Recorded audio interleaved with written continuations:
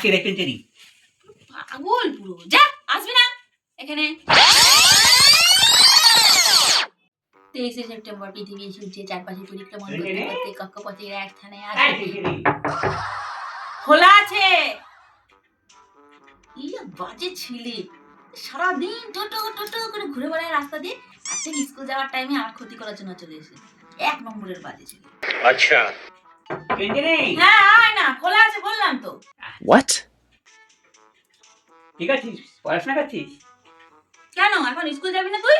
আরে না না, স্কুল বন্ধ তো আমাদের, জানিস না? কেন স্কুল বন্ধ কেন?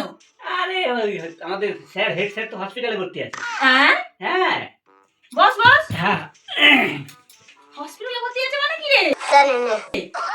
আরে শোন, সেই গল্প তুই জানিস না? সবাই জানে, তুই জানিস না? না তো। সেদিন ক্লাসের মধ্যে হেড স্যার মানে একটা বক্তৃতা দিচ্ছে যে ভালো বউ কেমন হওয়া উচিত। এবার এই সম্পর্কে একটা বক্তৃতা দিচ্ছে, মানে কোনো প্রসঙ্গ নেই, পড়াশোনা ছেড়ে দিয়ে হঠাৎ করে এই প্রসঙ্গ তুললো যে বউ, ভালো বউ কিরকম হওয়া উচিত, এগুলো কি আমাদের দরকার না পড়াশোনায় কাজে লাগবে? তা আমি চিন্তা করলাম এইগুলো তো আমার তো পরীক্ষায় আসবে না, আমার দরকার নেই। তা আমি কি করবো, স্যার যখন বক্তৃতা দিচ্ছিল আমি ওটা টুক করে মোবাইলে তুললাম। হ্যাঁ আমি মোবাইলে তুলে দিই, আমি যা দরকার তাকে পাঠিয়ে দেবো, ঠিক তার কাজে লাগবে, আমার তো কোনো কাজে লাগবে না। এই জন্য আমি তুলেছি। 1 ঘন্টার উপরে সেই মানে ওই বক্তৃতা দিচ্ছে, মানে ওই ভালো বউ কেমন হওয়া উচিত এই সম্পর্কে ক্লাসের মধ্যে আমাদের বলছি। আমরা তো সব ছাত্রছাত্রী, আমরা এই ভালো বউ খারাপ বউ আমরা কেউ বিয়ে করেছি না, এখন অনেক সময় বাকি আছে। এই চিন্তা করে আমি ছবিটা তুলেছি, বুঝেছি।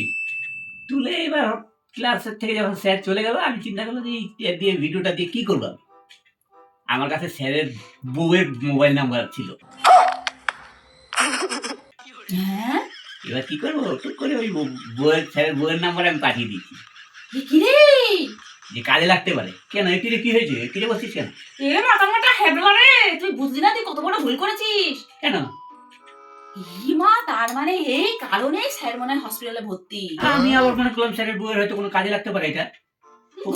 ওর মাথাটা ভেঙে মনে দেখি স্যারের বউ মনে হয় ভালো নয়, স্যারের সাথে মনে হয় মিল হয় না, তাই জন্য স্যারের কথাগুলো স্যারের বউয়ের ভালো লাগেনি। এই কারণে মনে হয় স্যার যখন বাড়িতে এসেছে আর তার বউ তাকে একদম উধম মার মেরে মানে হসপিটালে ভর্তি করে দিয়েছে। ভগবান, তুই জানিস কত বড় তুই বিপদের মধ্যে তুই রয়েছিস। যা এবার স্কুলের খেলাটা বুঝবি তুই। এই বাবা, আমি তো এত কিছু চিন্তা করিনি। যা না স্কুলে যা। এইরকম সত্যি তুই জানিস? তাহলে হসপিটালে সুস্থ মানুষ হসপিটালে ভর্তি হবে কেন রে? কালকেই তো স্কুলে গেছিলাম, কই কোনো তো সমস্যা নেই। আমি তো চিন্তা করি তাহলে আমি তাহলে 15 না 1 মাস আমি স্কুলে যাবো না। 1 মাস স্কুলে যাবো না, তারপরে আস্তে আস্তে স্যারের মাথা থেকে আউট হয়ে যাবে, তারপরে আমি স্কুলে যাবো। 1 মাস 1.5 মাস পরে যাবে স্কুলে। আমি যাই রে, আসি, চিন্তায় পড়ে গেলাম যে কি রকম একটা ভুল করে ফেলাম আমি। আসি রেখেছি। পাগল পুরো, যা আসবি না এখানে।